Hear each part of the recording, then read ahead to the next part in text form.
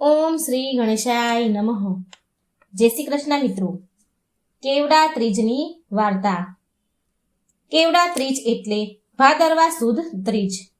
આ દિવસે વ્રત કરનારે સવારે વહેલા ઉઠી નાહી ધોઈને મહાદેવના મંદિરે જવું, ભક્તિ ભાવપૂર્વક પૂજન કરીને સવારે બીલીપત્ર, પુષ્પો અને કેવડો ચડાવવા, ભગવાન શિવને શિવજીની વાર્તા સાંભળવી, આખો દિવસ નકોરડો ઉપવાસ કરવો અને કેવડો સૂંઘીને દિવસ પસાર કરવો. ત્રીજની વ્રત કથા વિશે કહેવાય છે કે ભગવાન શિવ એમની પત્ની સતીના આત્મદાહ પછી એમને ખોવાનું દુઃખ સહન કરવામાં અસમર્થ હતા. આ દુઃખ દરમિયાન શિવજીએ સંસારિક બાબતોમાંથી રુચિ ખોઈ દીધી અને તપસ્યામાં લીન થઈ ગયા. આદિશક્તિ માતા સતીએ ભગવાન શિવ શંકરને આ દુઃખમાંથી બહાર નીકાળવા માટે અને ભગવાન શિવને ફરી પતિના રૂપમાં પામવા માટે 107 જન્મ લીધા, પણ એ અસફળ રહ્યા. પછી 108મો જન્મ પર્વતરાજ હિમાલય અને રાણી મેનાવતીની પુત્રી પાર્વતીના રૂપમાં એમણે જન્મ લીધો. તેમના 108મા જન્મમાં મા પાર્વતીના કઠોર તપથી શિવજી પ્રસન્ન થયા અને મા પાર્વતી સાથે વિવાહ કરવાનું વચન આપ્યું. અને પછી મા પાર્વતી અને શિવજીના વરદાન મળ્યું એમને. ત્યારથી એવી માન્યતા છે કે આ ત્રીજનું વ્રત કરવાથી મા પાર્વતી પ્રસન્ન થઈને અખંડ સૌભાગ્યવતી, અખંડ સુહાગનો આશીર્વાદ વરદાન આપે છે. ત્રીજના દિવસે સ્ત્રીઓ શિવ પાર્વતીનું પૂજન કરે છે, ખાધા પીધા વગર આખોય દિવસ નીકાળે છે અને પછી બીજા દિવસે સવારે પૂજા કર્યા બાદ વ્રત પૂરું કરીને ભોજન કરે છે. આ કારણથી ત્રીજનું વ્રત કડવા ચોથ કરતાં પણ કઠણ ગણાય છે. હવે ચાલો સાંભળીએ આપણે કેવડા ત્રીજની વાર્તા. એકવાર ભગવાન શિવજીએ જન કલ્યાણ માટે મા પાર્વતીને એક કઠિન તપસ્યાનું સ્મરણ કરાવતા ત્રીજની કથા સંભળાવી હતી. ભગવાન શિવ કહે છે કે હે ગૌરી, પર્વતરાજ હિમાલય પર ગંગાના કિનારે તમે તમારી બાળ અવસ્થામાં અધોમુખી થઈને કઠણ તપ કર્યું હતું. આ અવધિમાં તમે અન્ન ના ખાઈને માત્ર હવા અને સૂકા પાનનું સેવન કર્યું. માઘ માસની ઠંડીમાં તમે નિરંતર જળમાં પ્રવેશ કરીને તપ કર્યું હતું. વૈશાખ માસની બાળી નાખવાવાળી અગ્નિમાં ગરમીમાં તમે પંચાગ્નિથી શરીરને તપાવ્યું હતું.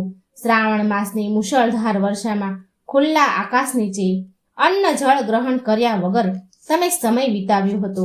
તમારી આ કષ્ટદાયક તપસ્યા જોઈને તમારા પિતા બહુ દુઃખી અને નારાજ થતા હતા. ત્યારે એક દિવસ તમારી તપસ્યા અને તમારા પિતાની ઉદાસીને જોઈને નારદજી તમારા ઘરે પધાર્યા. તમારા પિતા દ્વારા નારદજીને કારણ પૂછવા પર નારદજી કહે છે કે નારદજી બોલ્યા કે હે ગિરિરાજ, હું ભગવાન વિષ્ણુના કહેવાથી અહીં આવ્યો છું. તમારી પુત્રીની ઘોર તપસ્યા જોઈને શ્રી હરિ વિષ્ણુ ભગવાન એના સાથે તમારી પુત્રી સાથે વિવાહ કરવા માંગે છે. આના ઉપર તમારી શું રાય છે? પર્વતરાજ હિમાલય ખુશ થઈને બોલ્યા, હે મુનિવર, જો સ્વયં ભગવાન વિષ્ણુ મારી કન્યાનું વરણ કરવા માંગે છે તો મને શું આપત્તિ હોય? એ તો સાક્ષાત બ્રહ્મ છે. આ તો દરેક પિતાની ઈચ્છા હોય છે કે એની પુત્રી સુખ સંપદાથી યુક્ત પતિના ઘરની લક્ષ્મી બને. નારદજી તમારા પિતાની સ્વીકૃતિ મેળવીને ભગવાન વિષ્ણુ પાસે ગયા અને તેમને વિવાહ નક્કી થઈ ગયાના સમાચાર સાંભળ્યા. પરંતુ જ્યારે તમને આ વિવાહ વિશે સમાચાર મળ્યા તો પાર્વતી, તમને બહુ દુઃખ થયું. તમને આવી રીતે દુઃખી થઈને તમારી એક સખીએ દુઃખનું કારણ પૂછ્યું. ત્યારે તમે કહ્યું કે સાચા મનથી મેં ભોળાનાથનું વરણ કર્યું છે. મહાદેવનું હું વરી ચૂકી છું, પરંતુ મારા પિતાએ મારા વિવાહ વિષ્ણુજી સાથે નક્કી કરી દીધા છે. હું ધર્મ સંકટમાં છું. હવે મારી પાસે પ્રાણ ત્યાગ કરવા સિવાય બીજો કોઈ ઉપાય નથી રહ્યો. શિવજી કહે છે, દેવી પાર્વતી, તમારી સખી બહુ સમજદાર હતી. તેમણે કહ્યું કે પ્રાણ ત્યાગી દેવા એ સંપૂર્ણ સમસ્યાનો હળ નથી સખી. સંકટ સમયે ધીરજથી કામ લેવું જોઈએ. નારીના જીવનની સાર્થકતા એમાં જ છે કે જેને મનથી પતિના રૂપમાં એકવાર વરણ કરી લીધા પછી જીવનભર એની સાથે જ જીવન નિર્વાહ તેને કરવું જોઈએ. આસ્થા અને નિષ્ઠા સામે તો સ્વયં ભગવાન પણ અસહાય છે. હું પાર્વતી તને ઘોર વનમાં લઈ જાઉં છું, જે સાધના માટે સાચું સ્થાન છે, જ્યાં તારા પિતા તને શોધી નહીં શકે. મને પૂરો વિશ્વાસ છે કે ઈશ્વર તારી સહાયતા જરૂર કરશે. હવે તમારી સખી દેવી પાર્વતી, તમારી સખીની વાત સાંભળીને તમે એમ જ કર્યું? તમારા પિતા તમને ઘરમાં ન જોયા તમને એટલે બહુ ચિંતામાં પડી ગયા, દુઃખી થઈ ગયા અને વિચારવા લાગ્યા, મેં તો વિષ્ણુ ભગવાન સાથે મારી પુત્રીના વિવાહ નક્કી કર્યા હતા. જો વિષ્ણુ ભગવાન જાન લઈને આવી ગયા અને કન્યા ઘરે ન મળે તો બહુ અપમાન થશે. આમ વિચાર કરીને પર્વતરાજે ચારેય બાજુ તમારી શોધખોળ કરવા લાગ્યા. આ બાજુ તમને બધા શોધતા રહ્યા અને બીજી બાજુ તમે નદીના કિનારે એક ગુફામાં મારી આરાધનામાં લીન રહેવા લાગ્યા. ભાદરવા માસની શુક્લ પક્ષની ત્રીજના દિવસે હસ્ત નક્ષત્ર સમયે તમે મારા રેતીના શિવલિંગનું નિર્માણ કર્યું.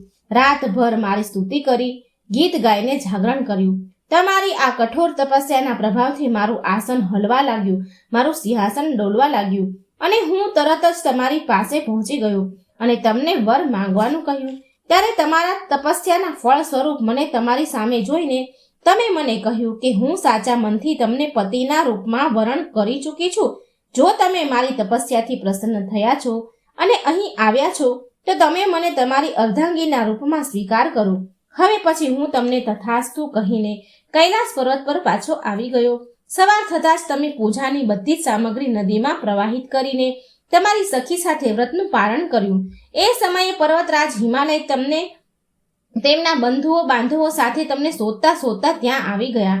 તમારી દશા જોઈને એ બહુ દુઃખી થયા અને તમારી આ કઠોર તપસ્યાનું કારણ પૂછ્યું. ત્યારે તમે કહ્યું કે પિતાજી, જો મારા જીવનનો મેં વધારે સમય કઠોર તપસ્યામાં વિતાવ્યો છે. મારી આ તપસ્યાનો ઉદ્દેશ ભગવાન શિવને પતિના રૂપમાં પામવાનો છે, પ્રાપ્ત કરવાનો હતો. આજે હું મારી કસોટીમાં ખરી ઉતરી ચૂકી છું. આજે મારી તપસ્યા સફળ થઈ ગઈ છે, કેમ કે તમે મારા વિવાહ વિષ્ણુ ભગવાન સાથે કરવાનો નિર્ણય કરી ચૂક્યા હતા. માટે હું મારા આરાધ્યની શોધમાં ઘર છોડીને ચાલી ગઈ. હવે હું તમારી સાથે ઘરે એક જ શરત પર આવીશ કે તમે મારા વિવાહ ભગવાન શિવ સાથે કરશો. જ્યારે પર્વતરાજ હિમાલય તમારી ઈચ્છાને માન્ય આપ્યું, એમણે માની લીધી અને પછી તમને ઘરે પાછા લઈ ગયા. થોડા સમય પછી તેમણે પૂરા વિધિ વિધાન સાથે આપણા બંનેના વિવાહ કરાવ્યા. ભગવાન શિવ કહે છે કે હે પાર્વતી, ભાદરવા મહિનાની સુદ પક્ષની ત્રીજના દિવસે તમે મારી આરાધના કરી, જે વ્રત કર્યું હતું એના ફળ સ્વરૂપ આપણા વિવાહ થયા છે. ભગવાન શિવમાં પાર્વતીને કહે છે કે જે પણ સ્ત્રીઓ પૂરા મનથી શ્રદ્ધાથી આ કેવડા ત્રીજનું વ્રત કરશે, પૂજા કરશે, હું એને અખંડ સૌભાગ્યવતીના આશીર્વાદ આપીશ. આ પ્રકારે કેવડા ત્રીજનું પાર્વતીજીએ વ્રત કર્યું હતું. શંકર ભગવાનને કેવડો ચડતો નથી, છતાં પાર્વતીજીએ હરખમાં આવી જઈને ફૂલોની સાથે કેવડો ચડાવ્યો, એટલે શંકર ભગવાને તેનો સ્વીકાર કર્યો. એટલે આજે પણ આ વ્રતમાં શંકર ભગવાનને કેવડો ચડાવવામાં આવે છે અને ભાદરવા સુદ ત્રીજને દિવસે આ વ્રત થતું હોવાથી કેવડા ત્રીજ પણ કહેવાય છે. કેટલાક તેને હરિતાલિકા વ્રત પણ કહે છે. આ વ્રત કરનારની મનોકામના પૂર્ણ થાય છે અને અખંડ સૌભાગ્ય પ્રાપ્ત થાય છે. પાર્વતીજીને શંકર ભગવાન જેવા ફળ્યા તેવા આ વ્રત કરનારને સૌને ફળજો. માં લક્ષ્મી અને માં પાર્વતીએ એક સાથે ધરતી પર આવીને મનાવી તીજ. ખૂબ સુંદર કથા છે. અખંડ સૌભાગ્યના આશીર્વાદ પ્રદાન કરનારી કથા. મિત્રો પૂરા ધ્યાનથી મનથી સાંભળજો. ઓમ નમઃ શિવાય. શિવ શક્તિની જય. લક્ષ્મી માં અને માં પાર્વતીની હરિયાળી તીજ.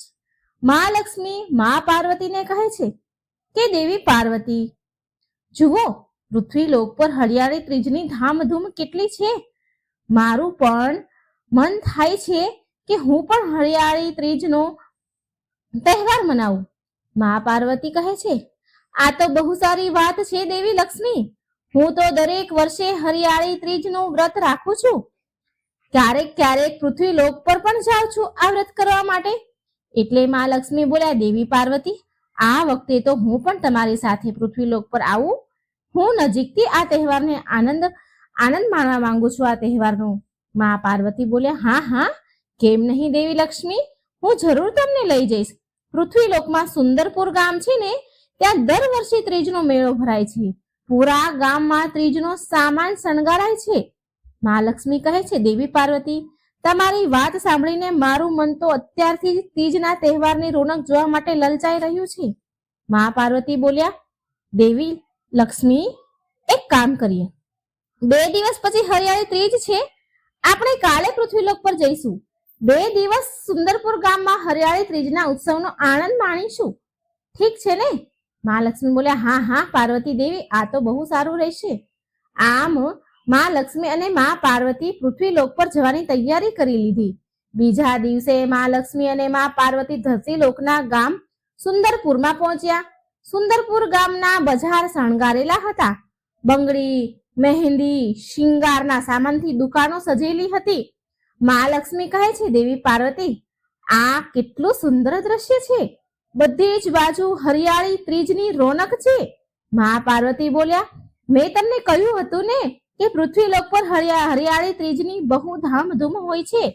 મા લક્ષ્મી અને મા પાર્વતી આ વાતથી અજાણ હતા કે રંભા અને અચંભા નામની 2 રાક્ષસણીઓ તેના ઉપર નજર રાખી રહી હતી. રંભા અચંભાને કહી રહી છે, રાક્ષસી બોલે છે, બહેન અચંભા, તને શિવ બહુ પસંદ છે અને હું વિષ્ણુ પર મોહિત છું, પરંતુ આપણે તેને પતિ રૂપમાં ત્યારે પ્રાપ્ત કરી શકશું જ્યારે આપણે અહીં પૃથ્વીલોક પર લક્ષ્મી અને પાર્વતીની જીવન લીલાને સમાપ્ત કરી દઈશું. અચંભા બોલી, બહેન રંભા, તું સાચું કહી રહી છે. આજે સારો અવસર છે, સારો મોકો મળ્યો છે આ બંનેને સમાપ્ત કરવાનો. ચાલ, આપણે બંને મહેંદી લગાવનારી બની જઈએ અને બજારમાં બેસી જઈએ.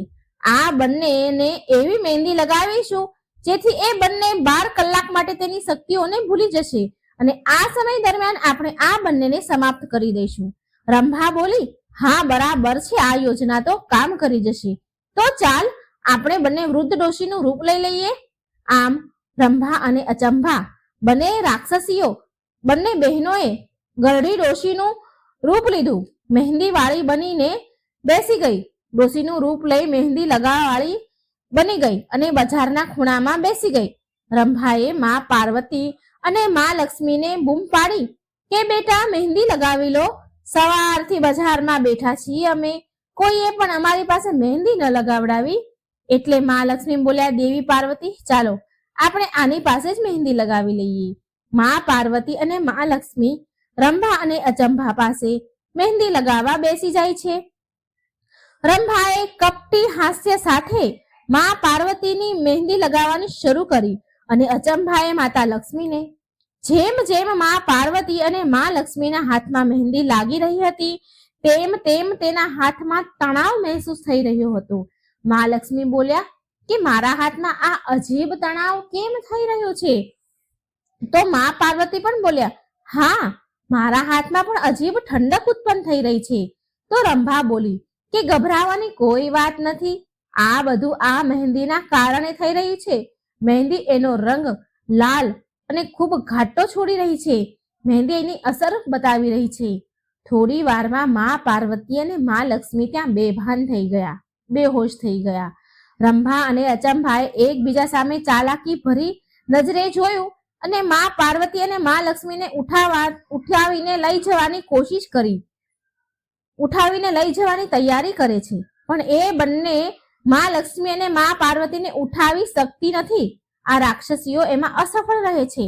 રંભા અને અચંભા એ મા પાર્વતી અને મા લક્ષ્મીને બેભાન અવસ્થામાં ત્યાં જ છોડી દે છે બજાર વચ્ચે અને બંને ત્યાંથી ભાગી છૂટે છે. લોકો આવતા જતા તેમને જોઈ રહ્યા છે. મા પાર્વતી અને મા લક્ષ્મી બેહોશ પડેલા છે. આવતા જતા લોકો આમને જોઈ રહ્યા છે અને વાતો કરી રહ્યા હતા, પણ કોઈ પણ મદદ માટે આગળ ન આવતું હતું. એટલામાં રાધા નામની એક સ્ત્રી ત્યાંથી નીકળી રહી હતી. એ તરત જ મદદ કરવા આગળ વધી. જેવા બેભાન થયેલા આ 2 સ્ત્રીઓને જોવે છે તો રાધા મદદ કરવા માટે આગળ આવી.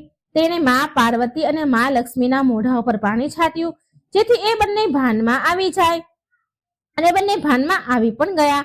પણ માં પાર્વતી અને માં લક્ષ્મી બંને એમની શક્તિ ભૂલી ગયા હતા. એ કારણથી એ બંને બહુ કમજોર નબળા બની ગયા હતા.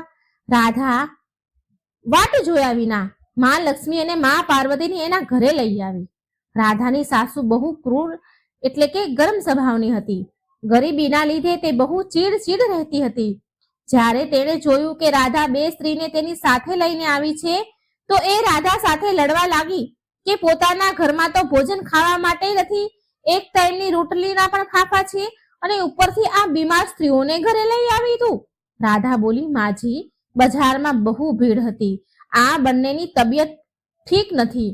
જો હું એમને એવી હાલતમાં ત્યાં છોડી દે તો એમની તબિયત વધારે ને વધારે ખરાબ થઈ જાત. કાલ સુધીમાં તો આ બંને ઠીક થઈ જશે માજી. માં લક્ષ્મી બોલ્યા. સાધારણ સ્વરૂપમાં માં લક્ષ્મી છે. બોલ્યા, રાધા, તું બહુ સારી છે, બહુ સારા સ્વભાવની છે. તે અમારી મદદ કરી છે અને અમે બંને તો આ ગામમાં હરિયાળી ત્રીજનો તહેવાર મનાવવા આવ્યા હતા. ખબર નહીં બજારની ભીડમાં અમે બંને કેવી રીતે બેભાન થઈ ગયા એ અમને ખબર જ ના પડી. રાધા બોલી કે ક્યારેક ભૂખ અને તરસના કારણે પણ આવું થઈ જાય છે. હું તમારા બંને માટે કંઈક ખાવાનું બનાવીને લાવું છું. તો રાધાની સાસુ બોલી, હા, આ બંનેને બધું જ ખવડાવી દે. પછી કાલે હરિયાળી ત્રીજનો જ્યારે તહેવાર આવે ત્યારે હરિયાળી ત્રીજ પર ખાવાનું બનાવવા માટે મુઠ્ઠીભર લોટ પણ નહીં મળે ઘરમાં, પછી રહેજે ભૂખી. રાધા માં લક્ષ્મી અને પાર્વતીને કહે છે, તમે બંને માજીની વાતનું ખોટું ન લગાડતા બહેનો. ઘરમાં પૈસાની તકલીફ છે, મારા પતિની નોકરી છૂટી ગઈ છે, રૂખું સુખું ખાઈને અમે પેટ ભરીએ છીએ. આ કારણથી માજીને ઘરે કોઈ આવે તો એમને નથી ગમતું. તેમને લાગે છે કે કોઈ અમારી મદદ નથી કરતું, બધા જ દુઃખના સમયે દૂર થઈ જાય છે. મા પાર્વતી બોલ્યા કે એક વાત હંમેશા યાદ રાખજો કે વ્યક્તિના સારા કર્મ જ તેને દુઃખથી દૂર કરે છે. રાધાએ મા પાર્વતી અને મા લક્ષ્મીની બહુ સેવા કરી. બીજા દિવસે હરિયાળી તીજ હતી તો મા પાર્વતી અને મા લક્ષ્મીને રાધાની ગરીબી એનાથી જોવાતી ન હતી. તેમણે ભગવાન વિષ્ણુ અને શિવજીનું ધ્યાન ધર્યું એટલે ત્યાં ભગવાન વિષ્ણુ અને ભગવાન શિવ પ્રગટ થયા. ભગવાન વિષ્ણુ બોલ્યા કે દેવી, તમારા બંનેની આ દશા રંભા અને અચંભાએ કરી છે. આ બંને રાક્ષસીઓ છે, પરંતુ એમને એમના પાપનો દંડ મળી ચૂક્યો છે. એ બંને હવે તેની બધી જ અસુરી શક્તિને ખોઈ બેસી છે અને વન ભટકી રહી છે. મહાલક્ષ્મી બોલ્યા કે સ્વામી, અમે બંને અમારી શક્તિઓ વિના રાધાની મદદ કરવા સક્ષમ નથી. અમારી મદદ કરો પ્રભુ. ભગવાન વિષ્ણુ કહે છે, ગભરાવ નહીં દેવી લક્ષ્મી, જ્યાં સુધી તમારી શક્તિઓ તમને પાછી ન મળે ત્યાં સુધી હું તમારી શક્તિ બનીશ. શિવજી બોલ્યા, દેવી પાર્વતી, હું પણ તમને મારી શક્તિઓ પ્રદાન કરું છું. હવે દેવી લક્ષ્મી સાથે મળીને રાધાનો ઉદ્ધાર કરો. રાધા સાથે અને તેના પરિવાર સાથે મળીને હરિયાળી ત્રીજનો તહેવાર મનાવો. રાધાને તેની દયાનું, તેના સારા કર્મનું ફળ મળવું જ જોઈએ, અનિવાર્ય છે આ. મા પાર્વતી બોલ્યા, જેવી તમારી આજ્ઞા મહાદેવ પ્રભુ. મા લક્ષ્મીને વિષ્ણુ ભગવાને અને મા પાર્વતીને શિવજીએ તેમની શક્તિ પ્રદાન કરી. હવે બંને દેવીઓ પાસે શક્તિઓ હતી. મા લક્ષ્મી બોલ્યા, રાધા પાસે આવ્યા અને કહે છે, ચાલ રાધા, આજે આપણે સાથે મળીને હરિયાળી ત્રીજની ખરીદી કરીશું અને એ મેળામાં પણ ફરીશું. ચાલો માજી, તમે પણ તૈયાર થઈ જાઓ, બાળકોને પણ તૈયાર કરી લ્યો. મા પાર્વતી બોલ્યા, રાધા, આજે આપણે ખૂબ જ ફરીશું, હિંચકા ખાઈશું. રાધા બોલી, ઠીક છે, પણ અમે મેળો કરવા આવીશું પણ. ત્યાં તો રાધાની સાસુ બોલી કે અમારી પાસે તો એક તકના ખાવાના પૈસા નથી, તો મેળો ખાલી હાથે કરવા જઈશું. મહાલક્ષ્મી બોલ્યા, માજી, તમે એની ચિંતા ન કરો અને બધું જ અમે સંભાળી લઈશું. બસ તમે ફરવાની તૈયારી કરો, ખર્ચો અમે ઉઠાવી લઈશું. પછી બધા મળીને બજાર ગયા. બાળકોએ ખાવાની વસ્તુની જીદ કરી તો મહાલક્ષ્મીએ તેમની હાથની પોટલીમાંથી અમુક સિક્કા નીકાળ્યા, જેનાથી બાળકોએ મીઠાઈ, રમકડા અને કપડાં ખરીદ્યા. રાધાની સાસુ બોલી, તમે બંને બહેનો ખૂબ જ સારી છો. હું તમને બેને કેટલું ખોટું માની રહી હતી, તમને બેને કેટલું ખરાબ બોલી. તમારા બેના કારણે આજે મારી વહુ અને પૌત્ર પૌત્રીના ચહેરા પર નવી ખુશી છલકી છે. મને માફ કરી દેજો બહેનો, મેં તો ન જાણે ગુસ્સામાં તમને શું શું કહી દીધું. મા પાર્વતી બોલ્યા, કઈ વાંધો નહીં માજી, ક્યારેક ક્યારેક આપણા દુઃખ આપણા સ્વભાવ પર પણ અસર પાડે છે. ચાલો આપણે બધા મળીને હિંચકા ખાઈએ. રાધા, સાંજે આપણે ત્રીજની પૂજા કરીશું. એક કામ કરીએ રાધા, આપણે મીઠાઈની દુકાને ઘેવર અને અમુક અલગ અલગ મીઠાઈ પણ ખરીદી લઈએ. રાધા બોલી, ધન્યવાદ તમારો, ખૂબ ખૂબ આભાર. તમે હરિયાળી ત્રીજનો તહેવાર આટલો હર્યો ભર્યો અમારો કરી દીધો. હું આ ખુશી કેવી રીતે વ્યક્ત કરું? હું ખૂબ ખુશ છું, ખૂબ પ્રસન્ન છું. માતા લક્ષ્મી અને મા પાર્વતીએ રાધા અને તેના બાળકોને બહુ બધું ત્રીજનો સામાન ખરીદી દીધો. સાંજના સમયે અચાનક મા લક્ષ્મી અને મા પાર્વતી અંતર ધ્યાન થઈ ગયા. રાધાએ તેને પૂરા ઘરમાં શોધ્યા પણ એ ક્યાંય ન મળ્યા. મા પાર્વતી અને મા લક્ષ્મીને તેની શક્તિઓ પાછી મળી ગઈ હતી, માટે એ તેમના લોક પર પાછા આવી ગયા. પરંતુ જતા સમયે માતા લક્ષ્મી સોનાના સિક્કાની ભરેલી પોટલી રાધાના ઘરે જ મૂકી દીધી. રાધાએ જોયું કે મા લક્ષ્મી અને મા પાર્વતીના ચરણોના નિશાન છે, પગલા છે એમના. રાધા અને તેની સાસુની આંખમાંથી તો આંસુની ધારા વહેવા લાગી અને એ બંને સમજી ગઈ કે એના ઘરમાં સાક્ષાત દેવીઓ આવી હતી, જે તેની હરિયાળી ત્રીજની સાથે સાથે તેના જીવનને પણ સુખ, સમૃદ્ધિ અને હરિયાળી ભરી દીધી. હરિયાળી ત્રીજની બીજી કથા આ પ્રમાણે છે. એક સમયની વાત છે. મા પાર્વતી ભગવાન શિવ માટે ભાંગ વાટી રહ્યા હતા અને એક બાજુ ત્રણેય લોકની દેવીઓ હરતાલિકા ત્રીજની તૈયારીમાં મગ્ન હતી. કોઈ દેવતા તેમની દેવીઓના હાથમાં મહેંદી લગાવી રહ્યા હતા, તો કોઈ દેવતા દરજીની માફક તેમની પત્ની માટે કંઈક સીવી રહ્યા હતા. આ તરફ મહાદેવ કહે છે, હે દેવી પાર્વતી, મારી ભાંગ તૈયાર થઈ ગઈ હોય તો મને આપો.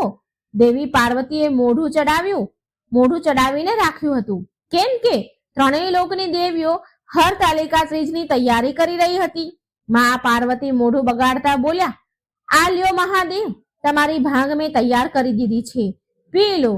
એટલે મહાદેવ બોલ્યા, શું વાત છે દેવી પાર્વતી, તમે તમારા મહાદેવથી કેમ નારાજ છો? મા પાર્વતી કહે છે, હા મહાદેવ, હું તમારાથી રૂષ્ટ છું, કેમ કે તમને તમારી પાર્વતીથી જરા પણ પ્રેમ નથી.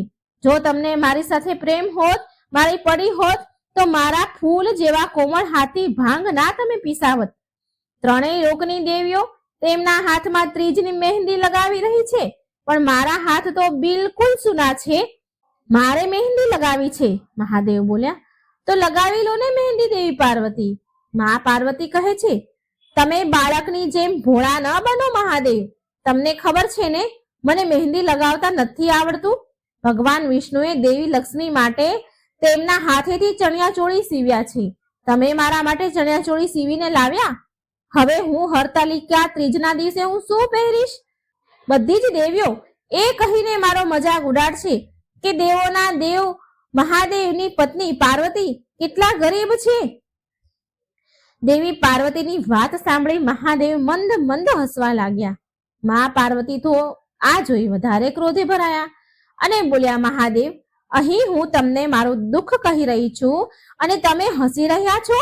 મહાદેવ બોલ્યા, હું તમારી વ્યગ્રતા પર હસી રહ્યો છું પાર્વતી, કેમ કે તમને લાગે છે કે તમે ગરીબ છો, પરંતુ આ આખો સંસાર હરતાલિકા ત્રીજ પર દેવી પાર્વતી તમારી પૂજા કરે છે, જેમાંથી તમારી એક ભક્ત માધવી પણ છે.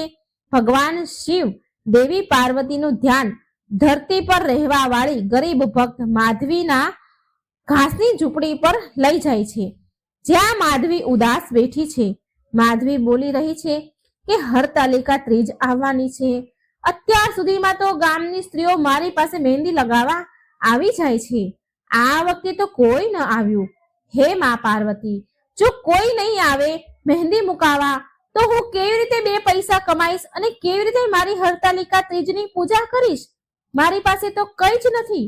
આમ રડીને આંસુ લૂછી રહી હતી, ખૂબ રડતી હતી.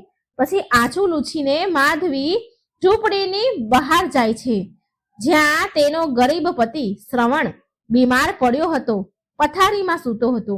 તેનું શરીર બહુ જ નબળું દેખાતું હતું, આંખો આગળ કાળા કુંડાળા પડી ગયા હતા, શરીર હળદરની જેમ પીળું પડી ગયું હતું, કેમ કે ડોક્ટરોથી લઈને વેદોએ પણ જવાબ આપી દીધો હતો કે સારું નહીં થાય. માધવી એના આંસુ લૂછીને હસતા હસતા તેના પતિ પાસે આવી અને પૂછે છે કે સાંભળો છો, તમને ભૂખ લાગી હશે ને? હું તમારા માટે ખાવાનું બનાવીને લાવું છું, તમે ખાશો ને? તો તેનો પતિ બોલ્યો, માધવી, મને ભૂખ નથી, મને છોડી દે અને તું બીજા લગ્ન કરી લે. મારી જિંદગી માત્ર થોડા દિવસની જ છે. માધવી બોલી, અજી તમે કેવી વાત કરી રહ્યા છો? શુભ શુભ બોલો, તમને કઈ જ નહીં થાય. મને દેવી માં પાર્વતી પર પૂરો વિશ્વાસ છે, એ મારા સુહાગને અમર રાખશે. તેનો પતિ શ્રવણ બોલ્યો કે માધવી, હવે તો વેદોએ પણ કહી દીધું છે કે આ બીમારી તમને ખાઈ જશે, હું નહીં બચું.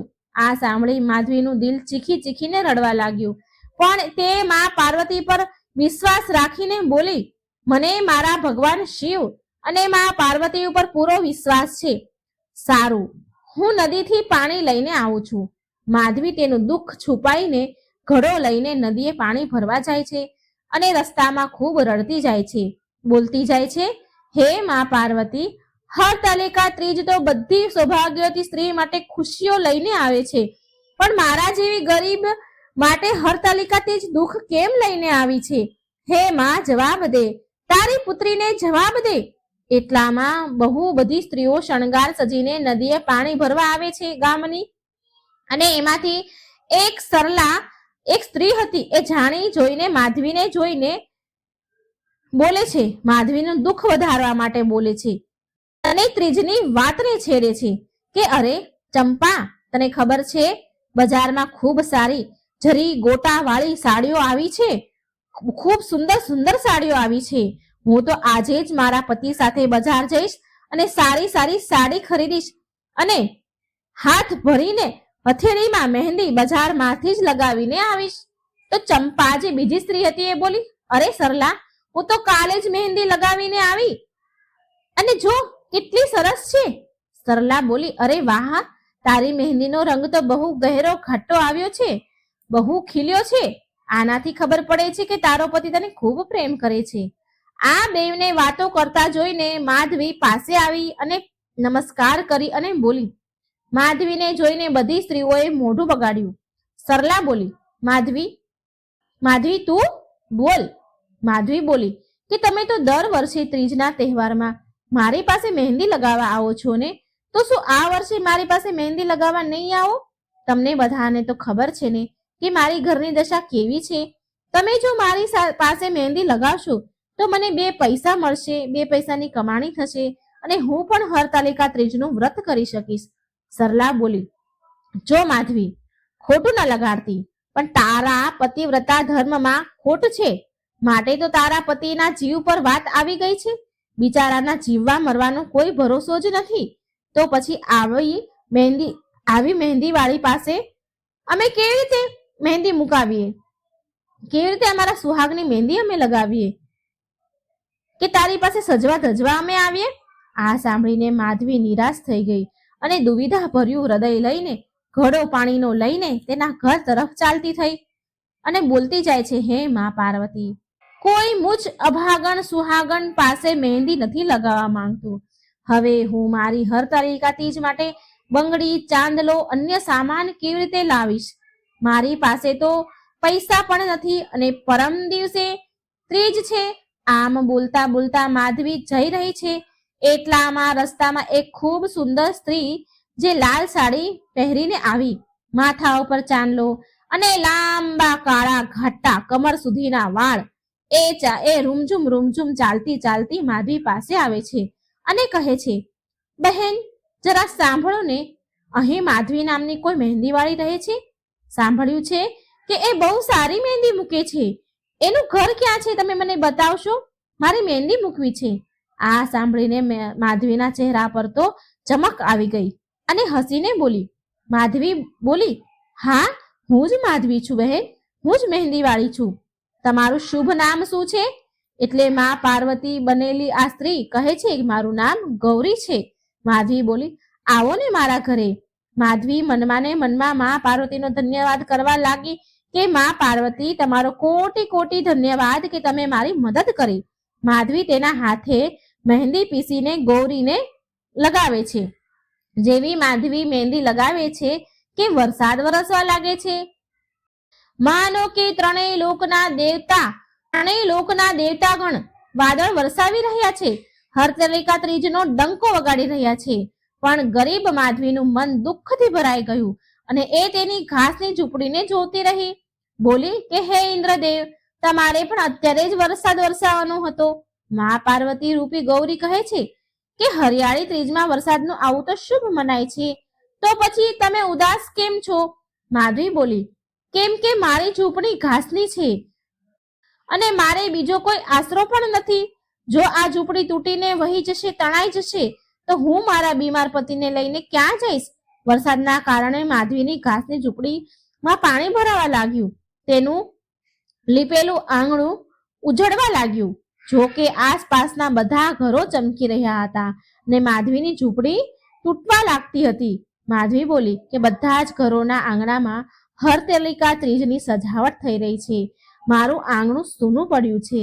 હે મા પાર્વતી, તમે મારાથી કેમ રિસાઈ ગયા છો? આમ બોલીને જોર જોરથી માધવી રડવા લાગી. પછી મા પાર્વતી બનેલા ગૌરીએ જેવું વાદળ તરફ જોયું કે વરસાદ થંભી ગયો અને એ તેની બંને હાથની મહેંદી લગાવેલી જે હતી હથેળી ધોઈ નાખી. તો માધવી બોલી કે અરે બહેન ગૌરી, તમે મહેંદી કેમ ધોઈ નાખી? હજી તો મહેંદી સુકાઈ પણ ન હતી. આવી મહેંદીનો રંગ ઘાટો નહીં આવે. પણ શું જુએ છે માધવી કે ગૌરીના હાથ જોયા તો ગૌરીના હાથમાં મહેંદીનો રંગ લાલ ઘાટો રંગ ચડી ગયો હતો.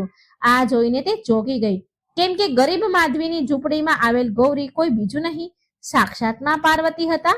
ગૌરી કહે છે કે માધવી, ચાલ આપણે બંને સાથે મળીને આ ઝૂંપડીને સજાવીએ. જો તે મારા હાથમાં આટલી સુંદર મહેંદી મૂકી છે, લગાવી દીધી છે, તો હું પણ તારી આટલી ઈચ્છા તો પૂરી કરી જ શકું છું ને? માધવીની આંખમાં તો આંસુ છલકી પડ્યા. દેવી પાર્વતી એના હાથોથી તેનું આંગણું લીપે છે, ઝૂંપડીને સરખી કરે છે. બંને મળીને ત્રીજ માટે ઝૂંપડીને શણગારે છે. એ ગરીબ સુહાગણ ભક્તની ઝૂંપડીનું આંગણું મા પાર્વતીએ શણગાર્યું અને ખૂબ સુંદર લાગતું હતું, જેનાથી આસપાસની સ્ત્રીઓને ઈર્ષ્યા થવા લાગી, જલન થવા લાગી. હરિયાળી ત્રીજનો દિવસ પણ આવી ગયો અને ગૌરી ત્યાં સુધી ત્યાં જ રોકાયા. બધાના ઘરે પકવાન, ભજીયા, માલપુડા બની રહ્યા હતા અને વ્રતથી ભૂખી માધવીના ઘરે ચૂલો ઉદાસ અને વિરાન પડ્યો હતો. માધવીએ પોતાના હાથેથી બનાવેલી દેવી પાર્વતીની મૂર્તિ આગળ માધવી તેનું દુઃખ સંભળાવા લાગી. રડીને માધવી કહે છે, દેવી પાર્વતી, બધા જ તમને ભોગ લગાવવા માટે પકવાન બનાવી રહ્યા છે, પણ મારા ઘરમાં અન્નનો એક દાણો પણ નથી. હું કઈ રીતે પકવાન બનાવું માં? કેવી રીતે મનાવું હરતાલિકા ત્રીજ મારી?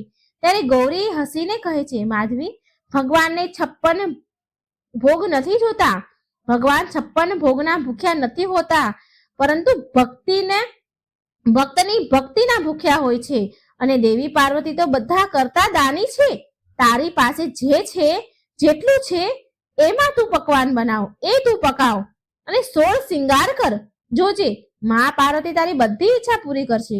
માધવી એક નજરે ગૌરીનો ચમકતો ચહેરો જોઈને મનમાં ને મનમાં કહે છે કે ખબર નહીં કેમ મારું દિલ કહી રહ્યું છે કે ગૌરી કોઈ બીજું નહીં પણ મા પાર્વતી પોતે છે. આટલું તેજ તો દેવીઓમાં જ હોય ને, દેવીઓના ચહેરા પર જ હોય. માધવીએ આંસુ લૂછ્યા અને રસોડામાં ગઈ. ત્યાં કોઠીમાં થોડું એવું ધાન હતું અને સુપડામાં થોડા એવા ઘઉં હતા. માધવી બોલી કે આટલાથી ભોગ કેવી રીતે તૈયાર થશે? થોડો એવો ખીરપુરીનો ભોગ બની જશે. માધવી ઘંટલામાં ઘઉં નાખે છે અને ગૌરી મા પાર્વતી સ્વયં ઘંટલો ચલાવે છે, લોટ દળે છે. થોડી વારમાં જોતામાં ઘણો બધો લોટ નીકળ્યો. મુઠ્ઠીભર ઘઉંનો ઘણો બધો લોટ નીકળ્યો. આ જોઈ માધવી આશ્ચર્ય પામે છે. માધવી બોલી, હે માં, આ કેવી લીલા છે?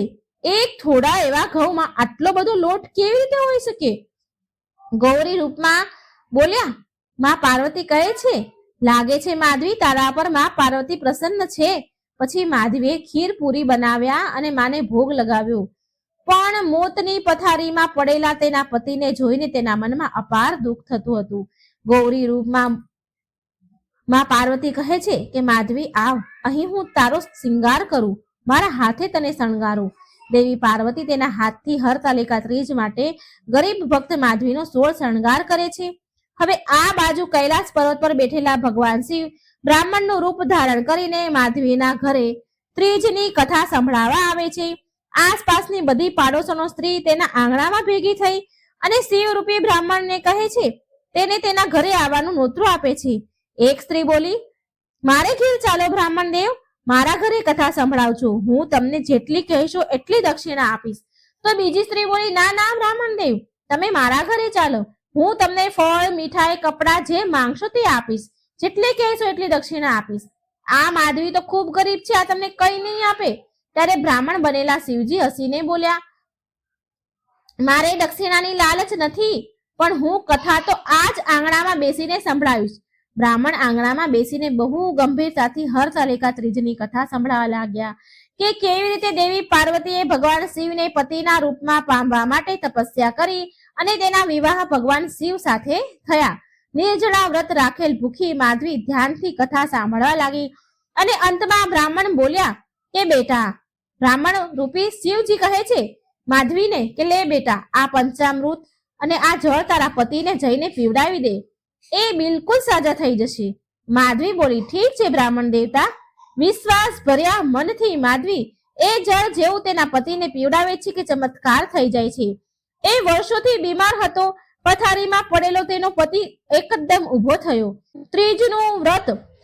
ત્રીજના વ્રતનું ફળ પામીને તેની આંખોમાંથી દળદળ આંસુ પડવા લાગ્યા. માધવીની આંખમાંથી દળદળ મોતીની જેમ આંસુ પડે છે. માધવીનો પતિ બોલ્યો, માધવી, હું બિલકુલ સાજો થઈ ગયો, જો મને. માધવી પણ ખુશીના મારે રડવા લાગી અને બોલી કે મારી માતા પાર્વતીએ મારી પ્રાર્થના સાંભળી અને મારી હરતાલિકા ત્રીજનું વ્રત સફળ થઈ ગયું. એટલામાં માં પાર્વતી અને શિવજી બંને અસલ રૂપમાં માધવીને અને તેના પતિને દર્શન આપે છે. માં પાર્વતી બોલ્યા, માધવી, તારી ભક્તિ મારા માટે સાચી છે. કેટલું દુઃખ પડ્યું તને, છતાં પણ તે મારા પરથી વિશ્વાસ ન ઉઠાવ્યો, તે વિશ્વાસ ન છોડ્યો. માટે હું તારા સુહાગને હરતાલિકા ત્રીજમાં લાંબી ઉંમરનો આશીર્વાદ આપું છું. તથાસ્તુ. ત્યાર પછી માં પાર્વતી ત્યાંથી અંતર્ધ્યાન થઈ ગયા. ગરીબ ભક્તની ઝૂંપડીમાં પાર્વતીના આશીર્વાદથી એક સુંદર મહેલ જેવું ઘર થઈ ગયું. ઝૂંપડી મહેલમાં બદલાઈ ગઈ. તેને પૂરા વિધિ વિધાનથી ત્રીજનું વ્રત ખોલ્યું. કહેવાય છે ને કે જે સુખ કે દુઃખ બંને પરિસ્થિતિમાં સમાન રહે છે, ભગવાન પર વિશ્વાસ રાખે છે તો ભગવાન એને તેનું ફળ જરૂર આપે છે. બોલો હર હર મહાદેવ. જય માં પાર્વતી. જે કોઈ આ હરતાલિકા ત્રીજની, કેવડા ત્રીજની વાર્તા સાંભળે તો હે માં પાર્વતી, હે શિવજી, તેમને અખંડ સૌભાગ્યના આશીર્વાદ પ્રદાન કરજો, પુત્ર પૌત્રનું રક્ષણ કરજો. કહેવાય છે કે ભગવાન શિવને પતિ રૂપમાં મેળવવા માટે માં પાર્વતીએ સેંકડો વર્ષો સુધી કઠોર તપસ્યા કરી હતી. શિવજીએ તપસ્યાથી પ્રસન્ન થઈને ફાગણ મહિનાની કૃષ્ણ પક્ષની ચતુર્દશીના દિવસે માં પાર્વતી સાથે વિવાહ કર્યા હતા. પૌરાણિક કથા અનુસાર તપસ્યા પછી એક એવો સમય આવ્યો કે જ્યારે પાર્વતીજીને ભગવાન શિવ સાથે વિવાહ પહેલા પરીક્ષા આપવી પડી હતી, પરીક્ષાનો સામનો કરવો પડ્યો હતો. જ્યારે માતા પાર્વતી ભગવાન શિવને એના પતિ રૂપમાં પામવા માટે સેંકડો વર્ષો સુધી કઠોર તપસ્યા તપ કરતા હતા, તો એમની તપસ્યાને જોઈને દેવતાઓએ શિવજી પાસે આવ્યા અને દેવતાઓ શિવજી પાસે આવીને કહે છે કે દેવી પાર્વતીની મનોકામના પૂરી કરો. અને મનોકામના પૂરી કરવા માટે દેવતાઓ પ્રાર્થના કરે છે. ત્યાર પછી ભોળાનાથે સપ્તઋષિઓને પાર્વતીજીની પરીક્ષા માટે મોકલ્યા. આ પરીક્ષામાં સપ્તઋષિઓએ શિવજીના ઢગલો અવગુણો કહ્યા, એમની નિંદા કરી, અવગુણો બતાવ્યા. માતા પાર્વતીને શિવજી સાથે વિવાહ ન કરવા માટે ઘણું કહ્યું, પણ માં પાર્વતીજી તો તેમના નિર્ણયથી તસથી મસ ન થયા. એટલે સ્વયં ભોળાનાથે પાર્વતીજીની પરીક્ષા લેવાનો નિર્ણય કર્યો. માતા પાર્વતી એક તળાવ કિનારે તપ કરી રહ્યા હતા. ત્યારે ત્યાં એક બાળકના ચીસો પાડવાની, બૂમો પાડવાનો અવાજ આવ્યો. તો માં પાર્વતી તપમાંથી જાગ્યા અને બોલ્યા, અરે, આ તો કોઈ નાના બાળક સંકટમાં હોય એનો અવાજ આવે છે. આ કોઈ બાળકનો અવાજ છે. લાગે છે કે કોઈ નાનું બાળક સંકટમાં છે. અવાજ તો નદી તરફથી જ આવી રહ્યો છે. બાળકની ચીસો સાંભળી મા પાર્વતી તપમાંથી ઉઠી નદી તરફ ચાલવા લાગ્યા. એમનું મન ભ્રમિત થયું. એમણે જોયું કે એક મગરમચ્છ બાળકને મોઢામાં દબાવીને ખેંચીને લઈ જઈ રહ્યો છે. એ બાળકે મા પાર્વતીને જોયા અને કહ્યું કે માં, મારે નથી મા કે નથી પિતા, ન મારે કોઈ મિત્ર છે. હે માતા, મારી રક્ષા કરો, મને આ મગરમચ્છથી બચાવો. આ મગરમચ્છ મારા પ્રાણ લઈ લેશે, મને ખાઈ જશે. એમ કહીને બાળક ખૂબ જ રડી રહ્યો હતો, મગરમચ્છના મોઢામાં હતો. એટલે મા પાર્વતી એને જોઈને બોલ્યા, ચિંતા ન કર બેટા, હું તને કંઈ જ નહીં થવા દઉં. એ મગરમચ્છ આ બાળકને છોડી દે. એટલે તે મગર મનુષ્યની ભાષામાં બોલ્યો. મા પાર્વતીને કહે છે કે મને દિવસના છઠ્ઠા પહોરમાં જે મળે તેનો આહાર બનાવવાના મેં પ્રણ લીધો છે. તો મા પાર્વતી બોલ્યા કે એ મગરમચ્છ, તું આ બાળકને છોડીને એના બદલામાં તારે જે જોઈએ એ તું માંગી શકે છે. તો મગરમચ્છ બોલ્યો, તો ઠીક છે, હું આ બાળકના પ્રાણ નહીં લઉં, હું આને છોડી દઈશ. જો તું મને તારા તપથી પ્રાપ્ત વરદાનનું પુણ્ય ફળ મને આપી દે તો હું આ જ ક્ષણે આ બાળકને છોડી દઈશ. મા પાર્વતી બોલ્યા કે તો ઠીક છે, મને સ્વીકાર છે તારી આ શરત. હું આ બાળકને નહીં મરવા દઉં, તું આ બાળકને છોડી દે. મગર બોલ્યો, વિચારી લે ફરી એકવાર, જો તારી તપસ્યાનું ફળ મને મળી ગયું તો તારા હાથમાં કંઈ નહીં આવે. આટલા વર્ષોથી જે તપસ્યા જે કરી છે એ વ્યર્થ જશે. પછી તું જે કાર્ય માટે તપસ્યા કરે છે એ પૂરું નહીં થાય. વિચારી લે એકવાર. મા પાર્વતી બોલ્યા, કંઈ વાંધો નહીં, ભલે મને મારી તપસ્યાનું ફળ ન મળે, પણ હું આ બાળકના પ્રાણ જવા નહીં દઉં. હું આ બાળકના પ્રાણ જતા જોઈ નહીં શકું. તું આ બાળકના પ્રાણ છોડી દે, બદલામાં હું મારી તપસ્યાનું ફળ આપવા માટે તને તૈયાર છું. મા પાર્વતીએ પોતાનું તપ દાન કર્યું. પાર્વતી બાળકને બચાવી લીધો. ત્યારે મગરમચ્છની જગ્યાએ એટલામાં ભગવાન શિવ પ્રગટ થયા. મા પાર્વતી શિવજીને જોવે છે તો મા પાર્વતી તો દંગ રહી ગયા. મા પાર્વતીજીને શિવજીને જોઈને ચોંકી ગયા. શંકર ભગવાન બોલ્યા, દેવી પાર્વતી, હું તમારી પરીક્ષા લઈ રહ્યો હતો, તમે મારી પરીક્ષામાં સફળ થયા છો. વાસ્તવમાં મગરમચ્છ અને બાળક બંને હું જ હતો, એ મારો જ પ્રભાવ હતો. હું મગરમચ્છના રૂપમાં તમારી પરીક્ષા લઈ રહ્યો હતો કે તમારું ચિત્ત પ્રાણીમાં માત્રમાં સુખ દુઃખનો અનુભવ કરે છે કે નહીં. તમારી પરીક્ષા લેવા માટે મેં આ લીલા રચી હતી. મેં જોયું કે તમે આ બાળકની રક્ષા માટે તમારું વર્ષોનું તપનું ફળ પણ આપવા તૈયાર થઈ ગયા. હું તમારાથી અધિક પ્રસન્ન છું. માંગો પાર્વતી, તમને શું જોઈએ છે? મા પાર્વતી બોલ્યા, મહાદેવ, હું તો વર્ષોથી તપસ્યા તમને પામવા માટે જ કરી રહી હતી. હું ઈચ્છું છું કે તમે મારાથી વિવાહ કરી લો અને મને તમારી અર્ધાંગિની બનાવી લો. મને તમારી તપસ્યાનું આ જ ફળ જોઈએ છે. તમે મને પત્નીના રૂપમાં સ્વીકાર કરશો કે નહીં? ભગવાન શિવ બોલ્યા, તથાસ્તુ, તમને હું પત્ની રૂપમાં સ્વીકાર કરું છું. હું તમને તમારી તપસ્યાનું ફળ જરૂર આપીશ. હું અતિ શીઘ્ર, અતિ જલ્દી તમારા જોડે વિવાહ કરવા માટે આવીશ અને તમારી સાથે વિવાહ કરીશ. જાઓ પાર્વતી, મહેલમાં પાછા જાઓ. તમારા માતા પિતા મહેલમાં તમારી વાટ જુએ છે. એ પણ તમારા માટે બહુ ચિંતા કરે છે, બહુ ચિંતામાં છે. મા પાર્વતી બોલ્યા, જેવી તમારી આજ્ઞા મહાદેવ, હું તમારી પ્રતીક્ષા કરીશ. ત્યાર પછી માતા પાર્વતી મહેલ આવ્યા અને થોડા સમય પછી મહાદેવ સાથે બધી જ રસમ રિવાજ વિધિ વિધાનથી મા પાર્વતીના મહાદેવ સાથે લગ્ન થયા. તો મિત્રો, આ સરસ મજાનો પ્રસંગ છે, સાંભળજો અને બીજાને પણ સંભળાવજો. બોલો ઓમ નમઃ શિવાય. હર હર મહાદેવ. શિવ શક્તિની જય. જય શ્રી કૃષ્ણ. રાધે રાધે. થેન્ક